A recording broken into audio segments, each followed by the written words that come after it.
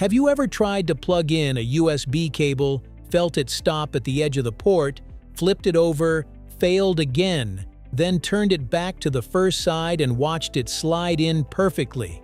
It is a tiny moment, but it can make you doubt your own hands. A connector with only two possible directions should not feel like a puzzle. Yet the classic USB plug has made millions of people pause, squint, flip, and mutter at their computers. So what is happening here? Are we careless, or did the design itself set us up for this? Behind this ordinary irritation is a story about engineering, cost, psychology, and one of the most successful standards in modern technology. Let's get into it right here on Secrets of Simple Things.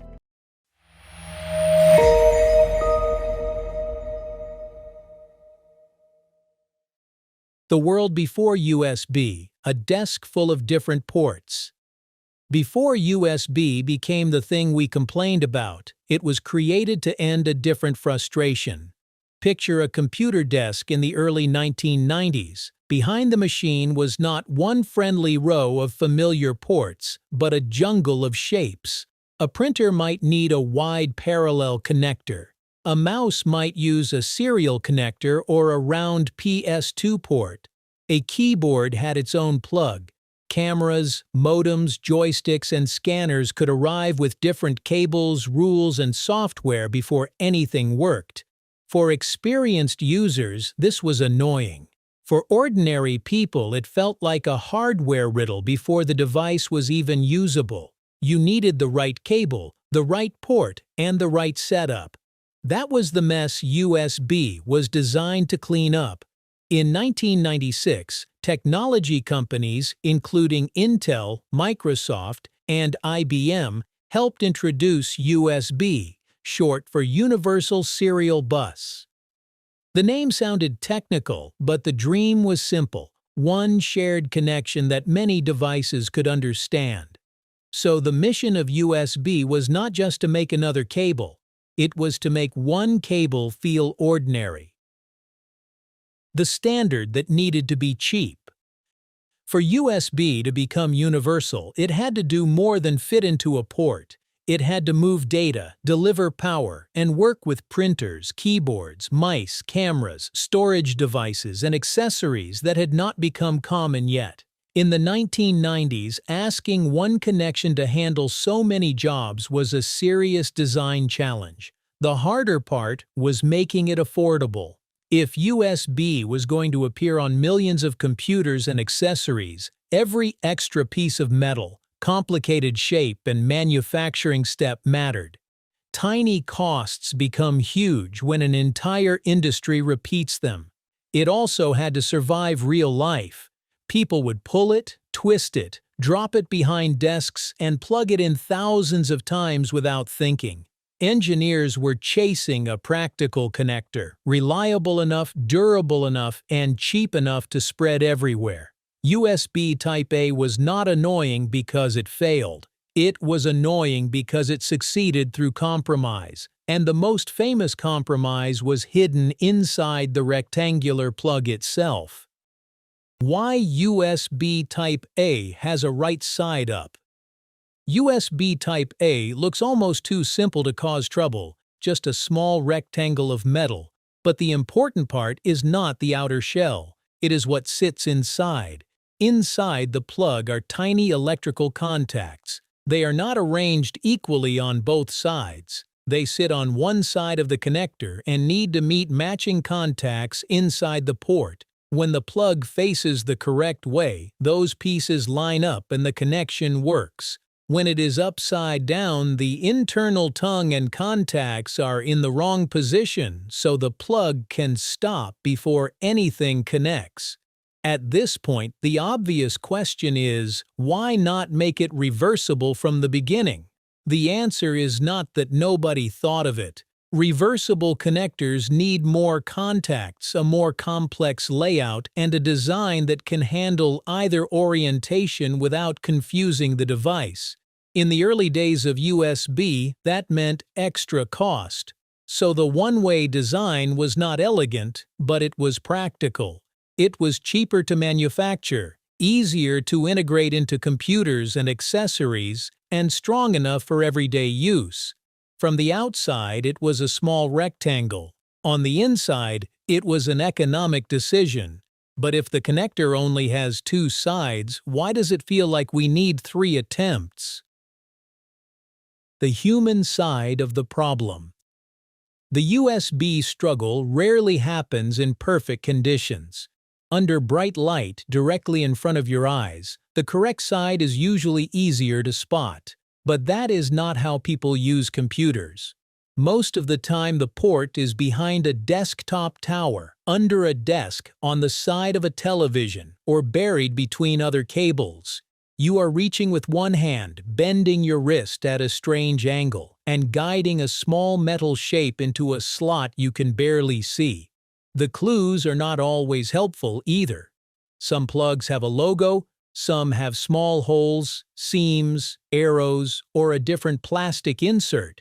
But these signs can be tiny, worn down, or facing away from you. Worse, there has never been one rule that works everywhere. On one device, the logo may face up. On another, it may face sideways, down, or toward the back of the machine. So your brain makes a guess with less evidence than it thinks it has. If the plug goes in, the moment disappears. Nothing interrupted you, so nothing stays in memory. But when it fails, you feel the stop. You flip it. It fails again. Now the delay becomes a story your brain wants to keep. The plug is only half the problem.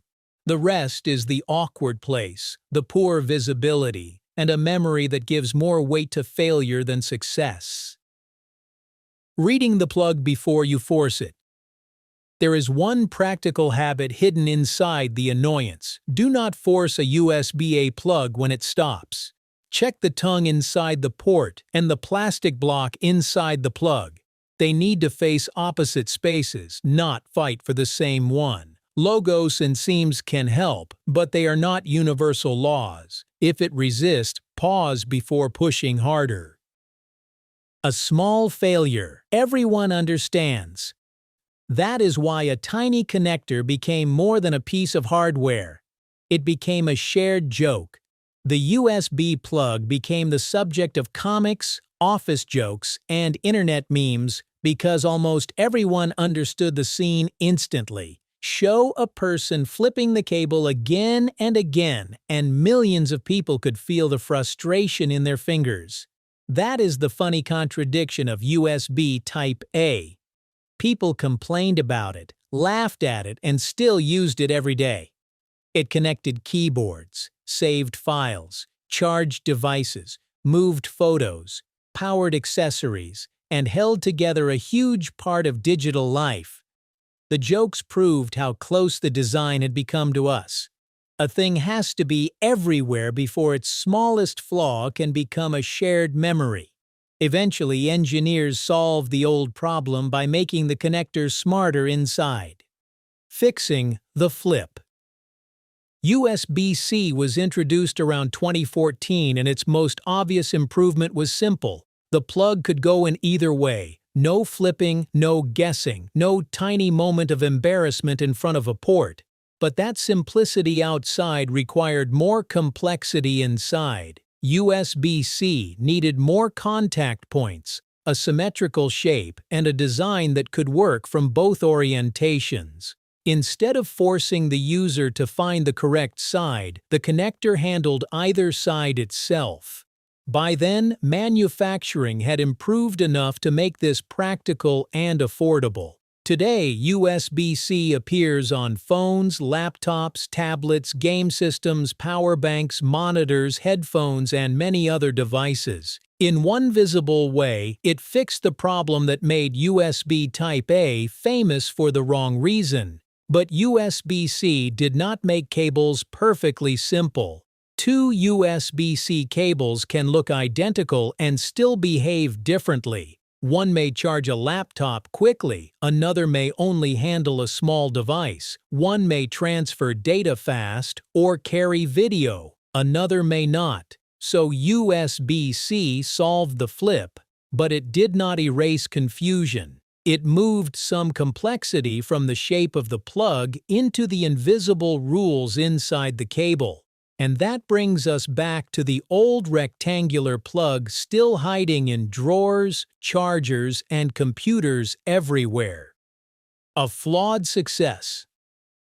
USB Type-A did not disappear just because USB-C arrived. It still appears on desktop computers, televisions, wall chargers, keyboards, mice, flash drives, external hard drives, office equipment, and countless older accessories. That is the strange power of a successful standard. The wider it spreads, the harder it becomes to remove. Millions of devices still work perfectly well with the old rectangular port. Replacing them only to avoid a few seconds of plugging frustration would make little sense. A cable may be annoying, but an entire ecosystem can remain useful for decades. That is why USB Type-A is more than an outdated connector. Its inconvenience survived because the system around it was too useful to throw away quickly, so the next time the plug refuses to go in, it is not just a tiny mistake in your hand. Good design is not always perfect design. That tiny moment of resistance is the shadow of a practical decision. USB Type-A was never perfect, but it was cheap enough to spread, durable enough to survive daily use, and useful enough to change how devices connected. The irritation was part of the bargain. To make one standard work across so many machines, engineers accepted a plug that needed a right side up. So if your USB plug somehow needs 3 attempts to solve a two-sided problem, remember, you are not just fighting a cable. You are touching one of the most successful compromises in everyday technology. If this story changed the way you look at an ordinary cable, subscribe to Secrets of Simple Things for more simple things with surprisingly deep histories. And tell us, what everyday object should we uncover next?